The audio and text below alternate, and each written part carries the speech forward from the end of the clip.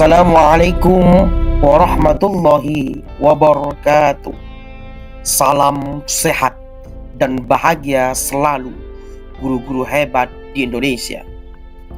Tak kenal maka tak sayang.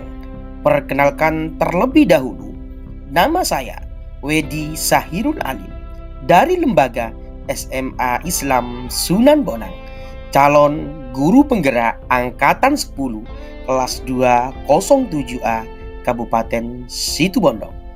Pada kesempatan kali ini saya ingin memaparkan koneksi antar materi modul 2.1 pembelajaran berdiferensiasi. Apa itu pembelajaran berdiferensiasi? Upaya usaha guru dalam menyesuaikan proses pembelajaran di kelas untuk memenuhi kebutuhan belajar individu murid. Pembelajaran berdiferensiasi adalah pembelajaran untuk mendukung semua murid di kelas kita. Setiap anak itu unik, mereka punya kelebihan dan kekurangan masing-masing.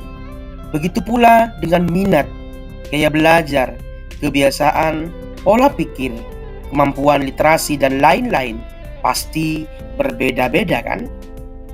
Nah, disinilah diperlukan upaya usaha guru untuk dapat memenuhi kebutuhan murid yang berbeda-beda agar mereka merasa nyaman saat belajar di kelas dan tentunya tujuan pembelajaran dapat tercapai.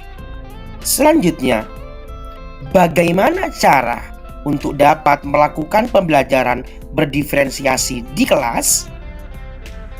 Untuk dapat melakukan pembelajaran berdiferensiasi, guru harus yang pertama memahami tujuan pembelajaran, yang kedua mengetahui dan merespon kebutuhan belajar murid, yang ketiga menciptakan lingkungan belajar yang mengundang murid untuk belajar, yang keempat melakukan manajemen kelas yang efektif, dan yang kelima melakukan penilaian berkelanjutan. Berkaitan dengan kebutuhan belajar murid, guru perlu memahami 3 aspek ini, di antaranya 1. Kesiapan belajar murid atau readiness, yang kedua minat murid, dan yang ketiga profil belajar murid. Selanjutnya, kesiapan belajar murid atau readiness. Kesiapan belajar mengharuskan guru untuk menilai pengetahuan awal dan menentukan apa yang telah murid ketahui dan di mana murid berada. Berikutnya, minat murid. Minat setiap anak pastilah berbeda-beda. Minat adalah salah satu motivasi penting bagi murid untuk terlibat aktif dalam proses pembelajaran. Selanjutnya, profil belajar murid yang terdiri dari lingkungan, kemudian budaya, kemudian gaya belajar, dan kecerdasan majemuk. Kebutuhan belajar murid dapat diidentifikasi berdasarkan metode di bawah ini. 1. Mengamati perilaku murid-murid. Yang kedua, mengidentifikasi pengetahuan awal.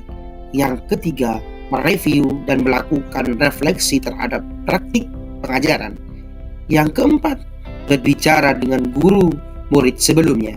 Yang kelima, membaca raport murid di kelas sebelumnya. Dan yang keenam, menggunakan berbagai penilaian formatif dan diagnostik. Strategi untuk mendiferensiasi pembelajaran bisa dilakukan dengan 3 cara. Cara yang pertama ada diferensiasi konten, cara yang kedua ada diferensiasi proses, dan cara yang ketiga ada diferensiasi produk. Guru dapat memilih salah satu atau kombinasi dari ketiga poin tersebut. Poin yang pertama, diferensiasi konten. Berkaitan dengan apa yang kita ajarkan, seperti materi, konsep atau keterampilan yang perlu dipelajari berdasarkan kurikulum. Kemudian, mendiferensiasi konten bisa dilakukan dengan membedakan pengorganisasian atau format penyampaiannya, bukan mengubah atau menurunkan standar kurikulum.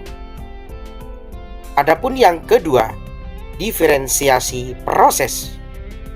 Kegiatan yang memungkinkan murid berlatih dan memahami atau memaknai konten dengan cara membedakan proses yang harus dijalani oleh murid. Strategi yang ketiga yaitu diferensiasi produk. Bukti yang menunjukkan apa yang murid telah pahami dengan cara membedakan atau memodifikasi produk sebagai hasil belajar murid, hasil latihan, penerapan, dan pengembangan apa yang telah dipelajari. Adakah keterkaitan antara modul pembelajaran berdiferensiasi dengan modul-modul yang lain? Modul 1.1 Filosofi Ki Hajar Dewantara. Modul 1.2 Nilai dan peran guru penggerak. Modul 1.3 Visi guru penggerak. Modul 1.4 Budaya positif. Dan modul 2.1 kali ini pembelajaran berdiferensiasi. Adakah keterkaitan antara modul pembelajaran berdiferensiasi dengan modul-modul yang lain? Modul 1.1, modul 1.2. Agar dapat melakukan pembelajaran berdiferensiasi, untuk itu guru perlu berusaha memenuhi kebutuhan belajar anak sesuai dengan kodrat alam dan kodrat zaman berdasarkan filosofi Ki Hajar Dewantara.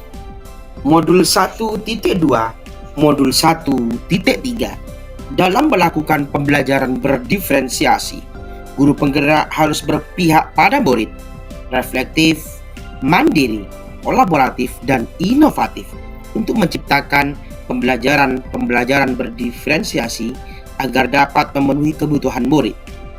Dengan demikian, guru penggerak dapat mewujudkan kepemimpinan murid dengan menuntun murid merdeka belajar.